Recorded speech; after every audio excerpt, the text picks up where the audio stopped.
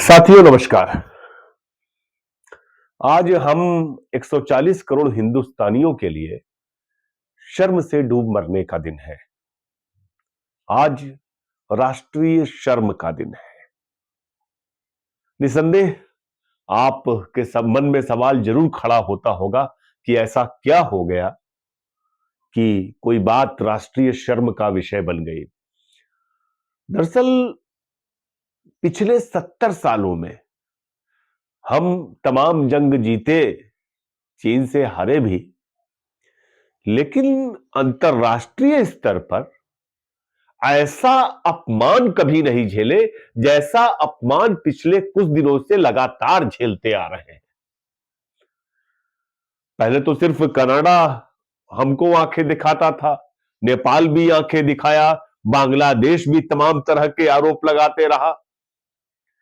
लेकिन जब से एक पगलेट सेक्स मेनियाक तमाम आरोपों में अपराधी रहा एक व्यक्ति अमेरिका का राष्ट्रपति बन गया, और गजब यह रहा कि जो राष्ट्रपति बना वह हमारे देश के प्रधानमंत्री का मित्र भी है, और हमारे देश के प्रधानमंत्री आदरणीय नरेंद्र मोदी जी उसको चुनाव जिताते भी रहे हैं, उसके लिए प्रचार भी करते रहे हैं, उसका हिंदुस्तान में बुला के अभिनंदन भी करते रहे हैं। वह व्यक्ति लगातार हिंदुस्तान का अपमान कर रहा है।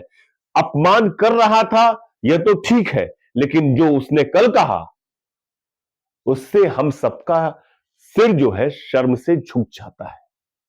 आप पहले सुनिए डोनाल्ड ट्रंप कह क्या रहे हैं।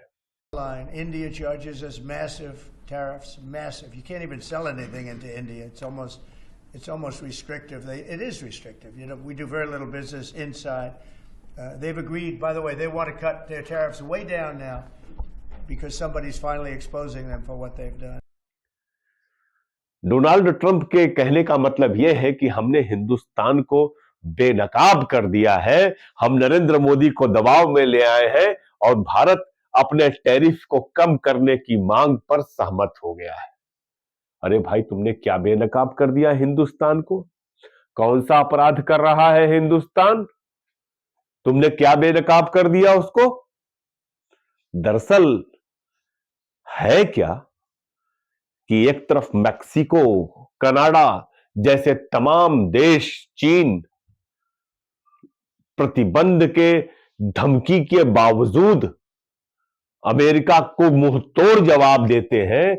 अमेरिका कहता है कि ठीक है, हम आपके टैरिफ के निर्धारण के लिए और समय सीमा बढ़ा देते हैं, हम आपसी बातचीत में मामला तय कर लेंगे। उधर हिंदुस्तान ये कहता है कि टैरिफ को लेकर के बातचीत चल रही है। उसी बीच ट्रंप का बयान आता है कि भारत एक्सपोज हो गया है। किसकी हिम्मत है भाई? इंडिया को क्या एक्सपोज करोगे? इसलिए एक्सपोज करोगे क्योंकि नरेंद्र मोदी तुम्हारे मित्र है। जब से यह व्यक्ति राष्ट्रपति बना है, दूसरी बार बोल तो रहा है राष्ट्रपति बनने से पहले से, लेकिन जब से यह राष्ट्रपति बना और जब से नरेंद्र मोदी अमेरिका की यात्रा करके इससे मुलाकात करके आए हैं, पता नहीं क्या बात हुई। एक मैं देख रहा था कि एक आरटीआई पूछी गई कि क्या समझौते हुए, क्या एमओयू हुआ, तो पता लगा कोई एमओयू नहीं हुआ। शायद वो इस बात पर सहमति दर्ज कराने गए थे कि जो अवैध प्रवासी हैं उनको हथकड़ी लगा के हाथों में पैरों में बेड़ियां लगा के भेज दिया जाए, हमको कोई आपत्ति नहीं होगी। ये तो सरकार को बताना चाहिए कि क्या समझौते हुए वहां पे, जब फरवरी माह में प्रधानमंत्री नरेंद्र मोदी अमेरिका के दौरे पर गए थे। आप देख रखे हैं कि किस किस तरह के वीडियो जारी किए गए। अभी तो इस बात की भी चर्चा हो रही है कि पड़ोसी देश नेपाल, छोटा सा नेपाल, वहां के जो अवैध प्रवासी थे बाकायदे नियमित विमान से उनको भेजा गया उनके देश में, कोई हथकड़ी नहीं, कोई बेड़ियां नहीं।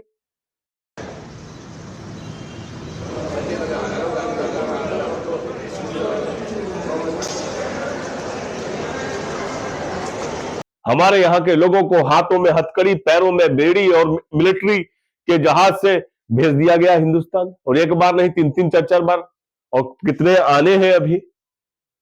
दूसरी तरफ आप हिंदुस्तान का अपमान कर रहे हैं। और आश्चर्यजनक यह है कि अब तक हमारे देश का विदेश मंत्रालय एक शब्द नहीं कह पाया, एक बयान जारी करके नहीं भर्त्सना कर पाया अमेरिकन राष्ट्रपति की। दरअसल है क्या, अपनी उलूल जुलूल हरकतों, नमस्ते ट्रंप जैसे कार्यक्रमों और बेवजह की बातों से हमारे देश की सरकार पूरी दुनिया में जग हंसाई की वजह बन गई है। विश्व मंच पर जिस तरह से प्रतिनिधित्व करना चाहिए, न तो हमारा विदेश मंत्री कर पाता है, न तो हमारे देश के प्रधानमंत्री नरेंद्र मोदी कर पाते हैं। एक गुजराती बनिए की वजह से बार बार अपमान झेलना पड़ता है। कभी उसके ऊपर मुकदमा हो जाता है, कभी देश के प्रधानमंत्री विदेश दौरे पर जाते हैं तो उनसे उसी के बारे में सवाल किया जाने लगता है।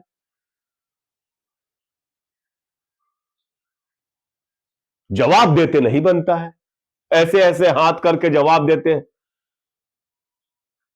Can I ask whether you discussed at all today the case of Gautam Adani, who's one of the wealthiest men in Asia and perceived as an ally of Prime Minister Modi? Prime Minister Modi, have you asked the president to take action on that case? Thank you. पहली बात है, भारत एक लोकतांत्रिक देश है और हमारे संस्कार, हमारी संस्कृति वसुधैव कुटुंबकम की है। हम पूरे विश्व को अपना एक परिवार मानते हैं। हर भारतीय को मैं अपना मानता हूं। दूसरी बात है, ऐसे व्यक्तिगत मामलों के लिए दो देश के मुखिया न मिलते हैं, न बैठते हैं, न बात करते हैं।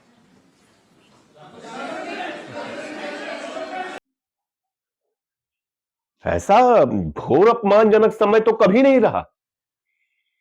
सरकार किसी की रहे चाहे न रहे, इतना विलंब क्यों हो रहा है ट्रंप को जवाब देने में? सबसे बड़ा सवाल यह है। और क्या जवाब दिया जाएगा? क्या यह जरूरी नहीं था कि इस वक्त में, जबकि डोनाल्ड ट्रंप ने यह कह दिया कि भारत को एक्सपोज कर दिया गया है, सर्वदलीय बैठक बुलाई जाती और तय किया जाता कि अब अमेरिका के प्रति भारत का रुख क्या रहेगा। एक तो आप अपने आप को स्पष्ट नहीं कर पाते हो, रूस के साथ जो आपके रिश्ते हैं वो भी इतने पेचीदा हो गए हैं कि वो समझ से परे है। यूक्रेन को आप तमाम तरह के हथियारों की, तमाम तरह के वेपन्स की सप्लाई कर रहे हो। निश्चित तौर पे यह बात अखर रही है। जब आपके देश का प्रधानमंत्री जाता है यूक्रेन में जेलेंस्की से मिलने, उसके बाद आप अपने सुरक्षा सलाहकार को भेज देते हो पुतिन के पास कि वो जाकर के अपनी राय व्यक्त कर पाए कि हां भैया क्यों गए थे हमारे प्रधानमंत्री, सफाई दे आप सफाई पुतिन को दे रहे हो। ये क्या मचा रखा है गंद भाई? इतना अपमानजनक कभी रहा है? आप कल्पना करके देखिए, आपने कभी देखा है? माने मनमोहन जी की सरकार थी, वीपी सिंह की सरकार थी, नरसिम्हा राव की सरकार थी, अटल जी की सरकार थी, इतने ही अपमानजनक परिस्थितियां। और महाकुंभ स्नान के नाम पे फैला रहे हो कि फलाने नहीं नहाया, फलाने नहीं नहाया, तुम जो बेइज्जत करके आ गए, उससे बड़ा अपमान कुछ हो सकता है क्या? जब भारत का अपमान होता है तो सिर्फ भारत का अपमान नहीं होता, भारत की जनता का अपमान होता है, भारत की संप्रभुता का अपमान होता है, भारत की नदियों, भारत के पहाड़ों का भी अपमान होता है, भारत की आर्थिक संपदा का भी अपमान होता है। आप टैरिफ पे समझौता कर लोगे? न जाने क्या चाहिए आपको अमेरिका से। हमारे देश में एप्पल के फोन सस्ते हो जाएंगे, इलेक्ट्रॉनिक प्रोडक्ट सस्ते हो जाएंगे, स्टील के प्रोडक्ट सस्ते हो जाएंगे। किसके लिए सस्ते होंगे?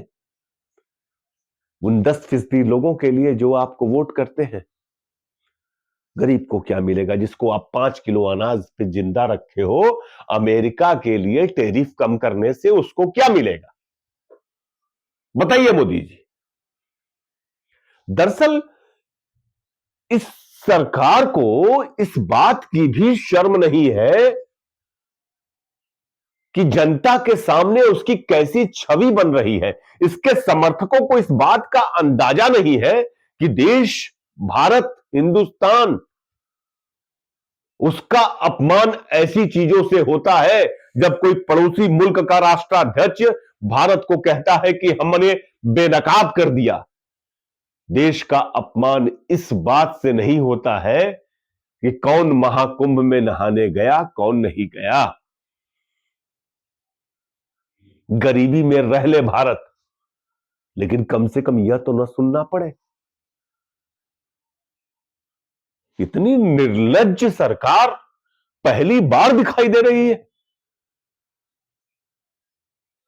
मुझे लगता है कि विपक्ष को इस पर सरकार से श्वेत पत्र जारी करने की मांग करनी चाहिए और साफ तौर पे कम से कम विपक्ष के नेता को, राहुल गांधी को, अमेरिकी राष्ट्रपति को पत्र लिख करके इस पर आपत्ति दर्ज करानी चाहिए कि ऐसा ऐसा क्यों बोला गया। देश के प्रधानमंत्री तो नहीं बोलेंगे। इस देश के विदेश मंत्री के सामने अमेरिका में वो पहुंचता है, उसके सामने आकर के लोग भारत का झंडा फाड़ देते हैं। बने आश्चर्य की बात है कि इस पर भी कोई प्रतिक्रिया नहीं आती।